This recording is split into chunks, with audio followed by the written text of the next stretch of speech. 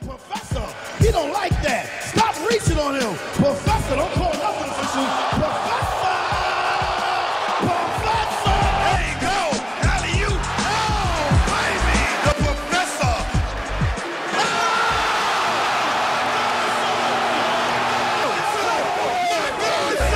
Yeah. Look at the whole Lord headache. Oh, yeah. Oh, yeah. Yeah. Yeah.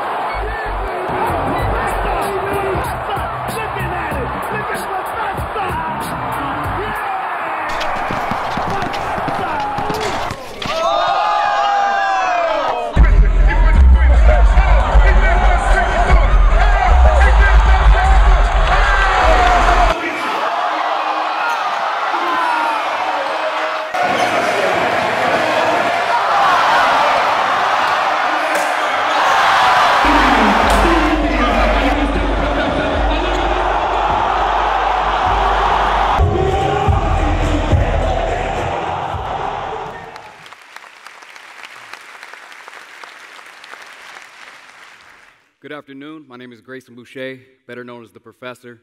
I've been blessed to play the game of basketball for 15 years professionally and still going. I've had the opportunity to be hosted for events in over 40 countries worldwide. Though I'm an athlete, technically my job title is social influencer. For those of you guys who don't know what social influencer is, it's somebody who utilizes social media full-time for a living. My main part of my business is my YouTube channel, Professor Live. I have 3 million subscribers, over 400 million views, and it's host to the #1 web series on all of YouTube called Spider-Man Basketball. Now, despite any of this, when I walked to the stage a few seconds ago, my guess is that none of you would have assumed that I'm a professional basketball player.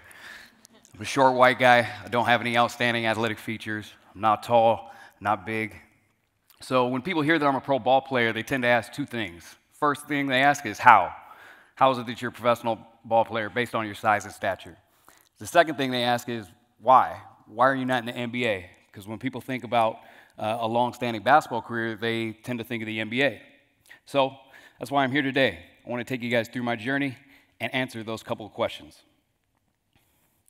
It all started off for me, small suburb town of Kaiser, Oregon. Started playing basketball at 2 years old. My dad put the basketball in my hands. He had a passion for the game, and it wore off on me almost instantly. Started playing basketball every day. Started on a Larry Bird Nerf hoop. And then this is the driveway that I would practice in every day. My goal was to be in the NBA by about 3rd grade. I started working with a skills trainer. This skills trainer taught me some vital, fundamental ball handling drills needed for the long run. By 6th grade, I had mastered a few moves. For you ball players, I mastered the in and out crossover, and then my favorite move, the Allen Iverson crossover. Allen Iverson was my favorite NBA player at that time. Now, my whole childhood, I was very, very small. I was always a late bloomer. All my peers were always way bigger than me, so I was on the court, I was always playing bigger competition. And when I would do crossovers and moves like that against the defense, the crowds would go crazy.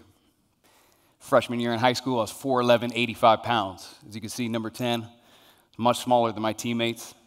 Started on the freshman team, things were good. 15 years old, I got a hold of the And One mixtapes. These tapes had gritty street ball on them. It was a flashy style of play with hip-hop music over the top. It was the VHS tapes put out by the company And One. It was a sneaker and apparel company that they used this to promote their brand. So these things inspired me to the next level. The guys that were playing on them were my idols, and it made me want to take my ball handling creativity to the next level. Junior year in high school, I get cut from the varsity team. This was a major bummer to me. My whole identity was in basketball. So for me not to be able to play with my peers on the varsity level and have to play junior varsity as a junior was kind of embarrassing. I hated it. And at this time, the And One style of play had sort of started to influence my game. I remember one time my coach pulled me aside and he said, Grayson, is everything okay? And I was like, yeah, what's up? He said, well, are you dribbling for show or are you dribbling for dough? And I remember I said, dough, but the truth is my play started to look like the sizzle reel that you saw earlier. It was a little bit flashy. Come senior year, transferred to a small school, Salem Academy Christian. There was only like 300 kids in the entire school. I wanted to get more opportunity. Ended up playing on a varsity team. I got 2nd team All-State. I was 1 vote away from league MVP, and I averaged 22 points and 7 assists. So things were going pretty good. After my senior year, I was thinking I would get some college offers, but it turned out I got no college offers. I went to try out for 3 different colleges. I got cut from all 3. every time the coach would tell my dad the same thing and say, hey, you know what, this kid's got some skills offensively, but he's a little bit small. You know, we don't think he could guard anybody at this level. As you can see right here, I was about 5'7", 120 pounds. So my dad's a small business owner. He owned a jewelry store, still does today, and they specialize in wedding sets. And it just so happened that the one college that I hadn't tried out for was the local community college, and the head coach just happened to buy his wedding ring from my dad. And during this transaction, my dad persuaded him to give me an opportunity. He said, hey, I got a son. He loves the game. He's pretty skilled. He's just not getting the opportunity. So his coach was nice enough to let me come out, try out for the team. Ended up making the team as the very last man. So I got very little playing time. I played about 3 minutes a game. If the game was close, wouldn't even get in. So at that point, through my freshman year in college, I was basically a bench warmer, a scrub at the lowest level of college basketball. My dream of making the NBA and stuff like that was somewhere way off in the distance. So I could have gave up, but you know what? Basketball is my passion, so I decided to dedicate myself that much more, and I started doing 3-a-days. I wake up at 5 in the morning before class. I would try to make 1,000 jump shots, go to class. Afterwards, we'd have open gym where we scrimmage 5-on-5. Then I would go hit some weights. And then after weights, I would come back to the gym and work on my game some more at night. So I had dedicated myself very hard. And from about March of my freshman year in college, 2003, to June, I had improved about 300%. And when we do our open gyms, I was one of the best players in the gym, if not the best. So the hard work and dedication had paid off. That same summer in 2003, the company And1 had rose to so much popularity with the And1 mixtapes that I love to watch. They landed a reality TV show on ESPN, and it was documenting their first nationwide tour, 30 cities around the United States. So me and my brother were thrilled. When we found out they were coming to Oregon, Portland was the closest city to my hometown. We drove up an hour away. We get up there. I can't wait to watch my idols play. For some of you ball players, you might remember the names of Hot Sauce, AO, Escalade, Main Event. These guys were my idols. So we get up there, and it just so happened before the game they had tryouts for locals. And apparently, if you make it from this tryout, you get to play in the game against the And1 players. So I figured I'd give it a shot. I had a flashy game. I love this style of play. So I hopped in there in the tryout, got a few moves off, hit a couple shots. Next thing you know, the crowd was really excited. Myself and another player got voted out of about 400 or 500 players to go inside and play against the team And1 that night. So next, I'm more than excited. I find myself going head-to-head against the headliner of the And1 mixtape tour. We're having this battle. The crowd is loving it. That night after the game, they asked me to go on tour with them. And then they told me that the ESPN reality TV series is actually all about the locals trying out at each tour stop, going through this whole summer-long series of elimination to narrow it down to one contestant winner to win a contract with Team And1. So I was in this contest, and I didn't even care at that point because I was just excited to play with my idols. I was on top of the world as far as a hoop dream could go. This was it for me. So end up playing out of my mind that summer. I was pulling off moves and hitting shots that I never could duplicate. Find myself at the very last city, New York City, Madison Square Garden. I end up hitting a game-winning three-point shot from about 10 feet behind the three-point line, and we beat Team And1 for the first time. And I end up winning the contract to sign with And1 and be the winner of the ESPN reality TV show at 18 years old. So that's when my pro career started. And during my run with And1, I had an incredible time. But it was very ironic because months before I was playing junior college at the lowest level, not really getting an opportunity. So hard work and dedication had paid off. With And1, we were on ESPN for 6 seasons. Had an incredible run. I got to play in over 30 countries. I got to make a bunch of friends. I met all my favorite athletes and entertainers. And aside from playing with And1, I also, during this time, was still trying to make the NBA, playing in conventional leagues and minor leagues and different things like that. But at a certain point in about 2007, I realized that opportunity and politics just weren't on my side. Making the NBA was going to be very, very tough. So I decided to stick with street ball because I already built a legacy in this genre. And I said, go full force with that. I figured it was my calling life. By the end of 2008, me and my teammates were thinking we were going to renew our contracts for a 7th season on ESPN. But it just so happened that we got no call to renew our contracts. And1 was under different ownership, and they decided not to use their street ball tours to promote their brand anymore. So to us, this was devastating. We didn't really know what to think.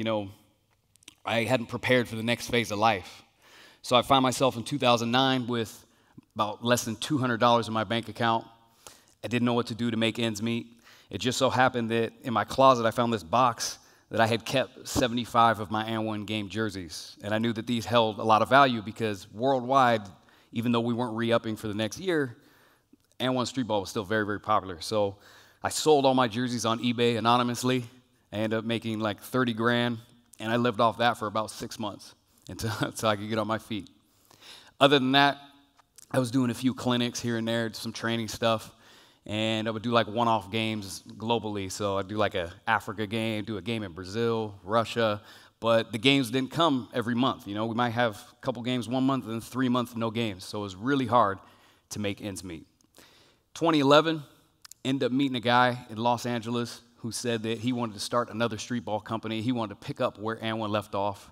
He said he'd have a TV show for our tour on Fox Sports. So me and my teammates naturally were excited. This is a second chance. Most people have their wave of fame or being on top, and you don't get a second chance. So what he was saying was incredible. He was going to start this tour up. We were getting ready to sign contracts. We're in Los Angeles, 2011. I'm with my good friend right here, Troy Jackson, better known as Escalade. You can tell by his size. He was about 6'9", about between 400 to 500 pounds, but he was incredible talent. I mean, this guy was an amazing athlete. He dribbled like a guard, even though he was about the size of a center. So we're hanging out in Los Angeles, getting ready to promote this tour. Things are looking real good. I wake up that Sunday morning to find out that my best friend here died of a heart attack. So I was immediately just distraught. I couldn't even think about basketball. The most downtime in my entire life. This moment right here caused me to ask the bigger questions of life for the first time. What am I supposed to be doing? What is my purpose? What's going to happen when I die? So I ended up going to his funeral 3 weeks later, Brooklyn, New York. His brother was actually running the funeral service. His name is Mark Jackson. He's actually a famous ex-NBA player, famous NBA analyst, but he was also a pastor. And during the service, it was really hard to sit through. Very tough funeral for me, especially. I talked to Escalade every day. We toured 6 to 8 months out of the year. But at the end of the funeral service, he did an altar call. He said, hey, you know what? If you want to be where my brother is in heaven right now, feel free to come to the altar, give your life to Jesus Christ. And I felt really compelled to do so. So I did just that, and I became Christian at that moment. It was a major turning point in my life. Fast forward to 2013, working on my YouTube channel, trying to come up with ways to expand viewership. I had videos that had 50,000 views, 150,000 views, and I did pretty well. But I was trying to figure out how can we go mainstream with the viewership? How can I get millions of views and have a much wider platform? So a friend of mine, we sat down and put our heads together to come up with an idea. He was into basketball, but he was also familiar with cosplay. And we came up with a concept where we put basketball and cosplay together. And what it was I took to the court dressed as a superhero to play people one-on-one as a prank. And naturally, we used the character Spider-Man because it covered every part of the body. So we ended up going to shoot this video of dressed as Spider-Man. Took about 25 minutes at the park. I feel like it was just meant to be because every move I was doing was working. I don't think I missed one shot. I go home that night. I ended up editing the video myself, a couple hours. I uploaded it on YouTube. It said it was going to take like 5 or 6 hours, so I was tired at night. I went to sleep. Woke up the next morning, the video had 3 million views. To my surprise, I had to blink my eyes and look like, is that right? End of the week, it had 7 million views. My YouTube channel had went from 60,000 subscribers all the way to 500,000 in just a week, and that's how I became a social influencer. Fast forward to today, being a social influencer has been great. I've got to see even more of the world now, 40 different countries, been doing this for 15 years. I got to do incredible campaigns with some of the biggest companies in the world. I have a clothing line I started a month ago called Global Hooper. Things have gone really, really well. And ultimately, basketball has allowed me to live the dream that I never knew I had. When I was little, I was trying to aim to be an NBA player. But instead, I became a global basketball entertainer. And I realized that's actually my calling.